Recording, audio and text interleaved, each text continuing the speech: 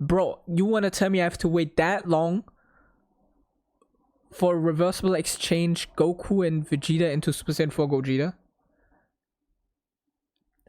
This is a very, very honest and real threat. If Dokkan doesn't give me that unit within 1 year, it's over for them, bro. It's over, okay? I have to step in, okay? And you don't want that, okay? You're not that guy, pal. You don't want to smoke with me. But nah, honestly, if I'm not getting my Super Saiyan 4 Gogeta, I'm gonna crash out. I'm gonna crash out and probably like gonna fly to Japan to speak with them personally, okay?